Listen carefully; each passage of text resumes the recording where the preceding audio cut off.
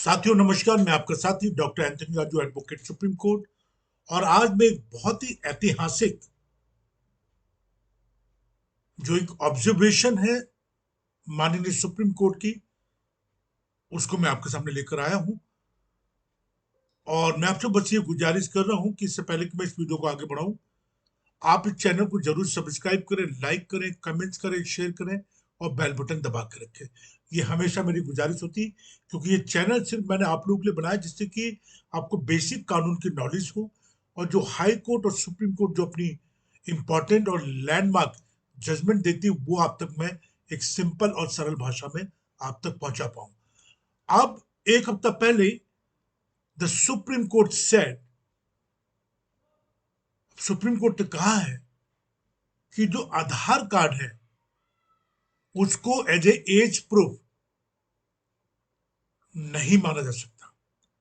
हाल ही में supreme court के एक फैसले ने आधार के उद्देश्य पर सवाल खड़े कर दिए हैं।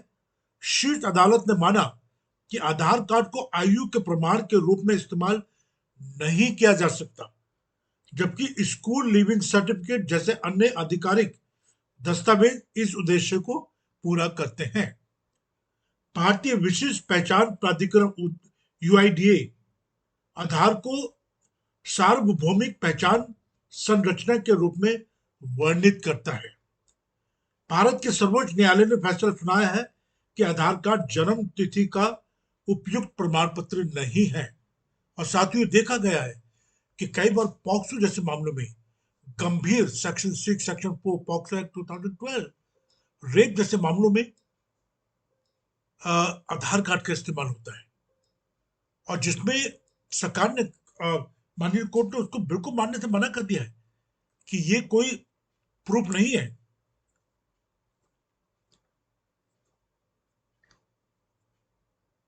ये कोई जो आपकी जन्म तिथि है उसको बताने के लिए कोई प्रूफ नहीं है। ये सुप्रीम कोर्ट कह रही है, बहुत सारी हाई कोर्ट ने भी कहा है कि आधार कार्ड जन्म तिथि का प्रमाण पत्र नहीं है, वो आपकी फोटो आइडेंटिटी है।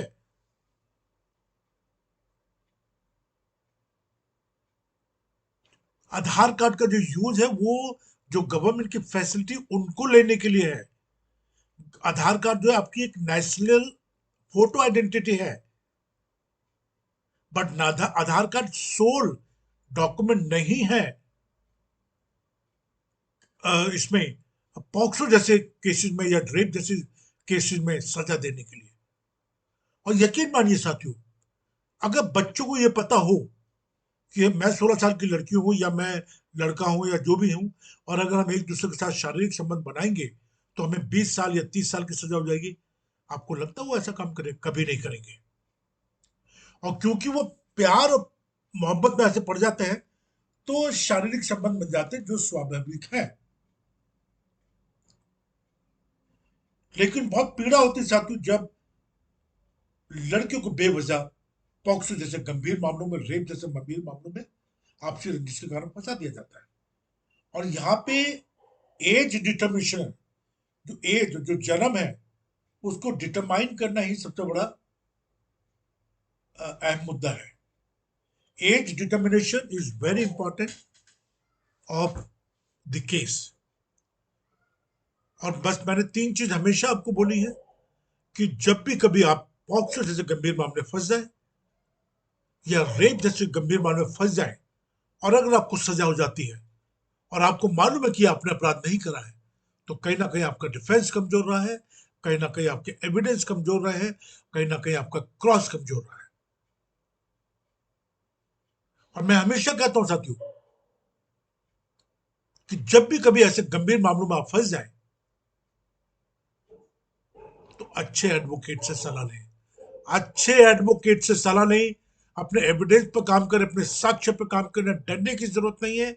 अगर आपने कोई अपराध नहीं करा है तो माननीय कोर्ट आपके साथ खड़ी है। आपकी 164 लड़की के 164 बयान क्या कह रहे हैं, मेडिकल रिकॉर्ड क्या कह रहे हैं, एफएसएल रिपोर्ट क्या कह रही है, सर्कमस्टेंशियल एविडेंस क्या कह रहे हैं, मटेरियल एविडेंस क्या कह रहे हैं, क्या आयु ने ढंग से तहकीकात करी है नहीं करी है, क्या आयु ने ढंग से अ, साक्ष्य को जुटाया है या नहीं जुटाया है। बहुत सारी चीजें होती हैं जब केस लड़े जाते हैं साथियों। मैं बार बार यही चीज तो आप लोगों को समझा रहा हूं कि केस को लड़ने से पहले तैयारी की जाती है। क्रॉस एग्जामिनेशन बहुत इंपॉर्टेंट एक पार्ट है ट्रायल का, उसके लिए तैयारी की जाती है। Medical records, FSL report, in fact ये तो ईश्वर की थोड़ी सी कृपा है कि हमारे पे खुद की अपनी एक टीम है एफएसएल जो रिपोर्ट पढ़ती है। हमारे पे खुद की एक मेडिकल टीम है जो मेडिकल रिकॉर्ड पढ़ती है। और हम लोग खुद सब बैठ के उसमें डिस्कस करते हैं कि ये पॉसिबल है या नहीं है, ये पॉसिबल है या नहीं है। और बहुत सारी चीज़ें हमें पता लग जाती हैं क्योंकि हमारी खुद की मेडिकल टीम भी और एफएसएल टीम भी है। और हमारे खुद की जो लीगल टीम काम करती है पूरे इंडिया में। तो हम लोग तो खैर देखिए, मैं जहाँ तक मैं मेरा सवाल है, मेरी टीम का सवाल है, हम लोग तो बहुत गहराई से और बड़ी बड़ी सीरियस केसेस को लेते हैं और बड़ी गंभीरता पे काम करते हैं, मेहनत करते हैं। और अभी तक तो खुदा का शुक्र है कि कोई केस हम लोग हारे नहीं है। और क्योंकि मेहनत करते हैं, हमें पता होता है इस केस में कितने मेरिट है, कितनी जान है। पर मुझे बड़ा दुख होता है जब कुछ लोग सवाल पूछते हैं, गारंटी दे दीजिए सर हमारा बंदा छूट जाएगा, नहीं हो। गारंटी गारंटी क्या होती है? गारंटी होनी चाहिए एडवोकेट की कि अच्छा एक एडवोकेट हो, समझदार एडवोकेट हो जो आपका जो काम है उस पर ढंग से काम कर सके और आपको बचा सके। मेरा नंबर है 9873005424। इस पर आप मुझे कॉल कर सकते हैं, बात कर सकते हैं। और मुझे बहुत खुशी होगी अगर मैं आपकी कोई मदद कर पाया। अपने बच्चों को अपराध मुक्त रखें, अच्छे शिक्षित करें। और इस चैनल को जरूर सब्सक्राइब करें क्योंकि बेसिक कानून की नॉलेज नहीं होने की वजह से आप लोग अत्याचार के शिकार हैं। और आपसी रंजिश के कारण इस टाइप के झूठे मुकदमे ठोके जाते हैं, मरे जाते हैं, उनसे बचने के लिए इस चैनल को सब्सक्राइब कर लीजिए। जय हिंद, जय भारत। बस आप खुश रहें, मैं तो यही चाहता हूँ। और मैं ईश्वर से हमेशा कहता हूँ कि किसी को भी कोर्ट कचहरी या हॉस्पिटल का मुंह ना दिखाए। जय हिंद, जय भारत।